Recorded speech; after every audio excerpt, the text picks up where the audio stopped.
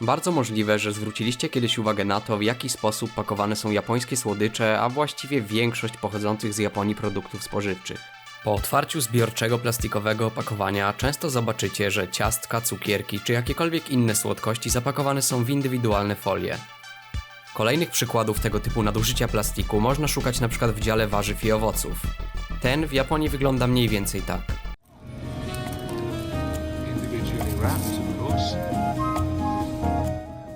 Najogólniejszym powodem tłumaczącym charakterystyczne dla Japończyków uszczelnianie jedzenia jest tak zwana kultura pakowania. Korzenie tej części mentalności Japończyków sięgają już 1200 lat temu wraz z początkiem stosowania furoshiki, czyli tradycyjnego dziś kawałka materiału służącego przede wszystkim do przenoszenia prowiantu.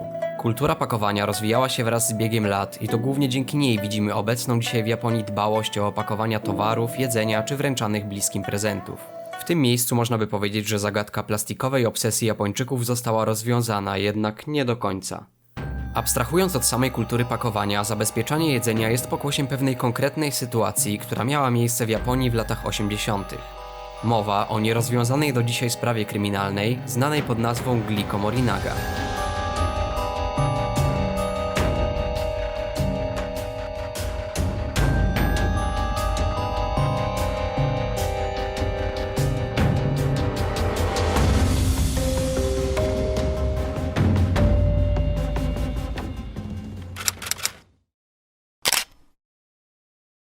Przenieśmy się do lat 80., a konkretnie do dnia 18 marca 1984 roku. Późną nocą dwójka zamaskowanych i uzbrojonych mężczyzn włamuje się do jednej z luksusowych rezydencji ulokowanych w bogatej części miasta Ashiya, będącego częścią prefektury Hyogo. Właścicielem domu jest 42-letni wówczas Katsuhisa Ezaki, ówczesny prezes korporacji Ezaki Glico. Istnieje szansa, że firma ta nie jest wam obca, ponieważ istnieje do dziś i produkuje m.in. popularne na całym świecie poki. Zanim zamaskowani oprawcy dotarli do samego Katsuhisy Ezakiego, uprzednio zdążyli związać jego żonę i córkę. Żona Ezakiego, Mikieko, bez chwili zastanowienia zaoferowała napastnikom pieniądze w zamian za bezpieczeństwo rodziny. Ci stwierdzili jednak, że pieniądze kompletnie ich nie interesują i grożąc bronią kazali matce z dzieckiem być cicho. Kilka minut później włamywacze zakradli się na drugie piętro rezydencji, gdzie w łazience trafili na tego, którego szukali. Przykładając broń do klatki piersiowej prezesa Ezakiego, jeden z napastników kazał mu posłusznie wykonywać wszystkie polecenia. Pozwolili oni Ezakiemu owinąć się ręcznikiem, a następnie kazali mu samodzielnie zakuć swoje ręce w kajdanki.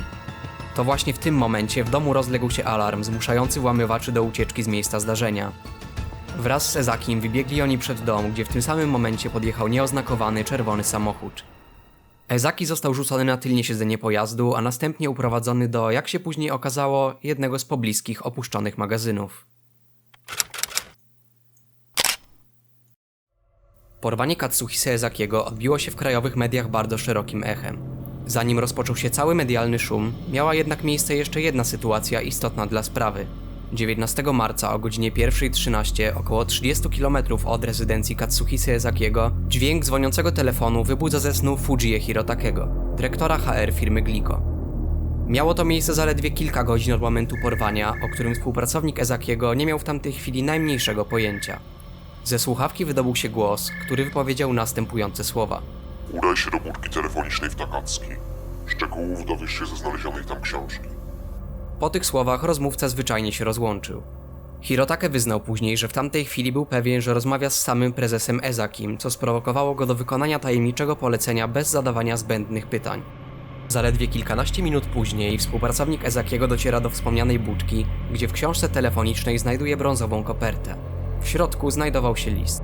Mamy waszego zakładnika. Przygotujcie 1 miliard jenów w gotówce oraz 100 kg złota, a następnie umieśćcie je w białym lub jasno-beżowym aucie przed domem pana Fujie Hirotakego.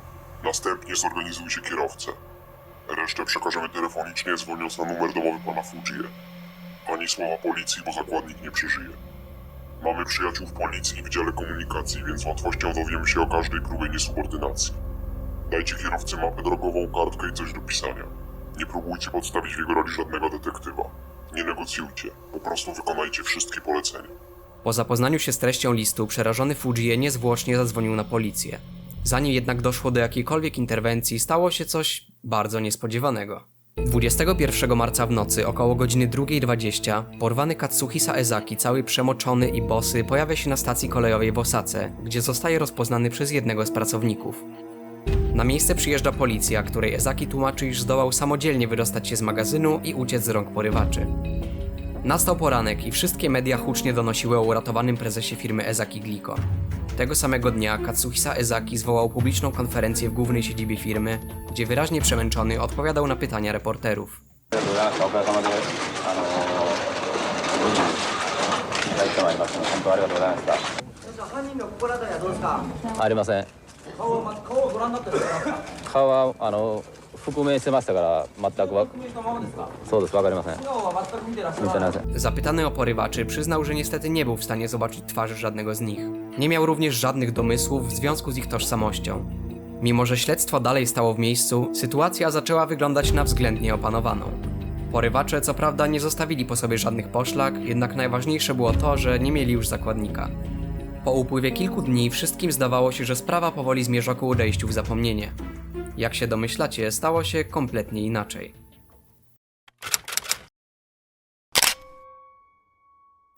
Niespełna tydzień od konferencji w siedzibie firmy, do prasy w całej Japonii zaczęły docierać kopie tego samego tajemniczego listu. Do głupiej policji. Jesteście idiotami?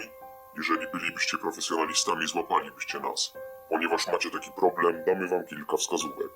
List podpisany był potwór o 21 twarzach i stawał się coraz bardziej szczegółowy wraz z dalszym czytaniem. Opisywał sam proces porwania oraz kolor i markę samochodu, którego porywacze użyli do porwania Katsuhisy Ezakiego. Wszystkie te szczegóły, własnowolnie ujawnione przez nadawcę listu, miały na celu upokorzyć policję. Z czasem do prasy zaczęły napływać kolejne listy, najczęściej wyśmiewające nieudolność służb.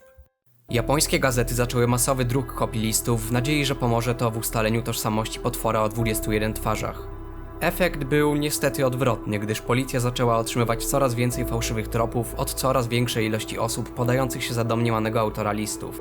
Sytuacja zaogniła się, gdy Japonię obiegła treść któregoś już z kolei listu, który tym razem nie był jedynie szyderą w stronę policji.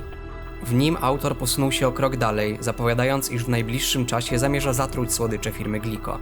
Problem jednak w tym, że nie sprecyzował które. Glico wycofało mnóstwo produktów ze sklepów, jednak szybko okazało się, że żaden z nich nie zawierał w sobie rzekomej trucizny. Mimo to firma zaczęła mieć ogromne problemy finansowe, co w krytycznym momencie doprowadziło do zwolnienia ponad 1000 pracowników.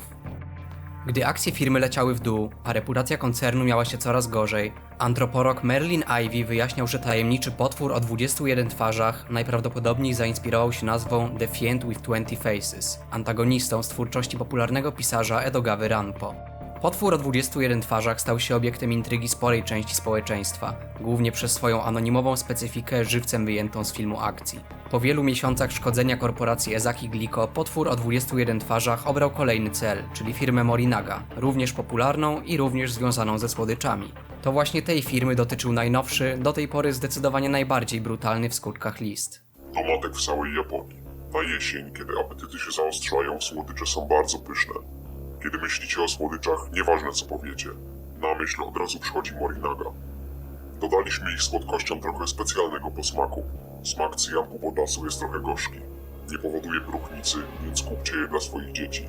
Dodaliśmy specjalną notkę na gorzkich słodyczach, które zawierają truciznę. Rozłożyliśmy 20 pudełek w sklepach od Hakaty aż po samo Tokio. Policja niezwłocznie przeszukała sklepy we wskazanej częstotliwości. W niektórych opakowaniach Morinagi faktycznie znaleziono karteczki zawierające następujące zdania. Uwaga, zawiera truciznę. Umrzesz, jeśli to zjesz. Potwór o 21 twarzach. Oznaczone notką produkty zabrano na badania laboratoryjne. Tym razem test na obecność cyjanku okazał się pozytywny. Rynek zareagował błyskawicznie, a akcje firmy w ciągu jednej doby spadły o 22 centy. Sprawcy zaczęli pisać kolejne listy, w których nawoływali do bojkotowania Morinagi. W przeciwnym razie mieli zatruć kolejne słodycze, tym razem nie wrzucając do nich pisemnego ostrzeżenia. W sprawę aktywnie zaangażowanych było już niemal 20% japońskich służb, które całymi dniami koczowały pod supermarketami. Mobilizacja stała się większa niż wcześniej, a wraz z nią napięcie, bowiem poszlak było coraz więcej. Pierwszą z nich była sama forma listów. W ich treści zauważono cechy slangu charakterystycznego dla rejonu Osaki, znanej przede wszystkim z komedii, ale również i z antykapitalistycznych poglądów. Slang ten w porównaniu z codziennym japońskim jest lekki i w pewien sposób zabawny. Poza tym ustalono również pochodzenie maszyny do pisania, z której pochodziły listy i regularnie badano lokacje wspominane w ich treści. Najpopularniejszym materialnym dowodem w sprawie stał się natomiast The Videotaped Man. Upublicznione przez policję nagranie monitoringu ukazujące mężczyznę w kręconych włosach, czapce z daszkiem i okularach, kładącego coś na półkę sklepową. Z czasem do grona popularnych dowodów w sprawie dołączył również człowiek o lisich oczach, wizerunek sprawcy sporządzony na podstawie zeznań jednego ze świadków. To wszystko nie przyniosło jednak żadnych rezultatów, co z czasem doprowadziło do tragedii. Do pierwszej i ostatniej ofiary śmiertelnej powiązanej ze sprawą Glico Morinaga doszło w sierpniu 1985 roku. Komisarz Yamamoto, stojący na czele policji w prefekturze Shiga, nie mógł znieść presji związanej ze sprawą i bezsilności policji. Zaczął obwiniać się za niesubordynację swoich podwładnych i wkrótce ukarał się w najgorszy możliwy sposób. Mężczyzna oblał się naftą i podpalił. 5 dni po tym incydencie do prasy trafił ostatni już list od potwora o 21 twarzach. Yamamoto bez kariery, umarł jak mężczyzna. Zdecydowaliśmy się przekazać kondolencje. Postanowiliśmy zapomnieć o torturowaniu firm jedzeniowych. Jesteśmy złymi ludźmi. Oznacza to, że mamy więcej do roboty niż nękanie firm. Z takim zakończeniem sprawcy raz na zawsze zniknęli. Sprawa Glico Morinaga bardzo mocno wpłynęła na psychikę Japończyków. Organizacja o tajemniczej nazwie okazała się bardzo potężna, sprytna, a co najgorsze anonimowa. Oznacza to, że mogą zaatakować znowu, w każdej chwili, bez listów, bez ostrzeżenia. To właśnie dlatego przedsiębiorcy, abstrahując od mentalności japońskiego społeczeństwa, która nakazuje, by robić wszystko starannie, ładnie i estetycznie, pakują wszystkie produkty żywieniowe w taki sposób, by jak najbardziej utrudnić dostęp do zawartości produktu. Zabiegu nadmiernego pakowania Japończycy nie praktykują więc tylko ze względu na estetykę czy bezpieczeństwo konsumentów. Jest to również prewencja przed ewentualnymi stratami finansowymi, w przypadku gdyby wydarzyła się sytuacja podobna do pamiętanej w Japonii do dziś sprawy ze słodyczami i cyjankiem w roli głównej.